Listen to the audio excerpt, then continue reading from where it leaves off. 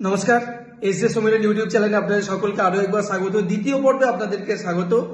আর এই দ্বিতীয় পর্বে কিন্তু আজকে আলোচনা করব বেশ কিছু প্রশ্ন উত্তর, অবশ্যই চাকরি পরীক্ষার সম্ভাব্য সাধারণ জ্ঞান অর্থাৎ জিকে টাইপ প্রশ্ন এবং তার অ্যান্সার।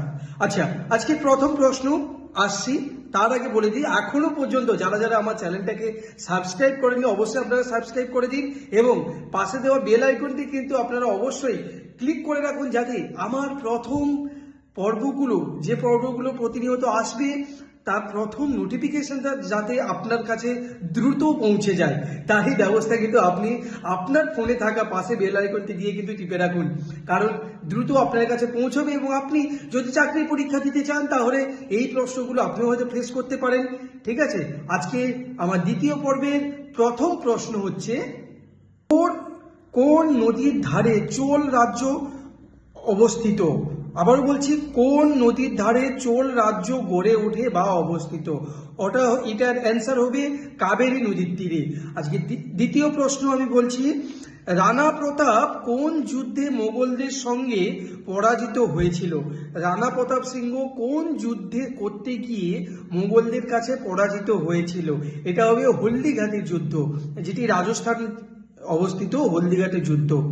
আমার তৃতীয় প্রশ্ন, সংখ্যা দর্শনের প্রবর্তক কে? সংখ্যা দর্শনের প্রবর্তক কে? আমার আজকে তৃতীয় প্রশ্ন, সংখ্যা দর্শনের প্রবর্তক কে? এটার অ্যান্সার হচ্ছে কপিল। আজকে পরের প্রশ্নে আমি চলে যাচ্ছি। আমার পরের প্রশ্ন হচ্ছে, ভারতে প্রকাশিত প্রথম দৈনিক পত্রিকাটির নাম কি? আমার পরের প্রশ্ন এবং নেক্সট প্রশ্ন হচ্ছে, ভারতে প্রথম দৈনিক পত্রিকাটি যেটি প্রকাশ হয়েছিল সেটার নাম কি? সেটার নাম হচ্ছে বেঙ্গল গ্যাজেট, যেটার নাম হচ্ছে বেঙ্গল গ্যাজেট। পরের প্রশ্ন খুবই ইন্টারেস্টিং প্রশ্ন, যেটা হচ্ছে, বহু বিবাহ যে গ্রন্থটি তার রচয়িতা কি? বহু বিবাহ যে গ্রন্থটি লেখা হয়েছিল তার রচয়িতা কে?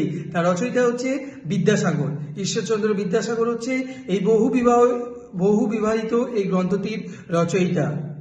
চলে যাচ্ছি পরের প্রশ্নে। আমার পরের প্রশ্ন হচ্ছে, ভারতের প্রথম মহিলা আইনসভার সদস্য কে ছিলেন? আমার পরের প্রশ্ন অবশ্যই একটু আইনসঙ্গত প্রশ্ন, যেটা হচ্ছে যে ভারতের প্রথম মহিলা আইনসভার সদস্য কে ছিলেন? অ্যান্সার হচ্ছে মুথুলক্ষ্মী রেড্ডি। অবশ্যই আপনারা এইগুলোকে টুকে রাখতে পারেন কিংবা লিখে রাখতে পারেন, যাতে আপনাদের সুবিধার্থে আবার রিভাইজও করতে পারেন। আচ্ছা, চলে যাচ্ছি পরের প্রশ্নে, ভারতের প্রথম মহিলা মুখ্যমন্ত্রীর নাম কি? আমি আবারও বলছি, ভারতের প্রথম মহিলা মুখ্যমন্ত্রীর নাম কি? বাংলায় নয়, বাংলায় আমরা সকলেই জানি, বাংলায় আমাদের পশ্চিমবঙ্গের প্রথম মহিলা মুখ্যমন্ত্রী হচ্ছে প্রাক্তন মুখ্যমন্ত্রী যিনি এখন হয়েছেন মমতা বন্দ্যোপাধ্যায়। কিন্তু আমার প্রশ্ন হচ্ছে, ভারতের প্রথম মহিলা মুখ্যমন্ত্রীর নাম কি? ভারতের প্রথম মহিলা মুখ্যমন্ত্রী হলেন সুচেতা কৃপালিনী। আমি চলে যাচ্ছি পরের প্রশ্নে। পরের প্রশ্ন হচ্ছে, বিদেশি মুদ্রা নিয়ন্ত্রিত আইন কবে হয়েছিল? বিদেশি মুদ্রা নিয়ন্ত্রিত আইন কবে গঠিত হয়েছিল? যেটা হচ্ছে 1973 সালে হয়েছিল। আজকের মতো এখানেই শেষ করছি ভিডিওটি। পরবর্তী পর্ব অর্থাৎ তৃতীয় পর্ব আপনাদের সামনে আবারও নিয়ে আসবো আগামীকাল।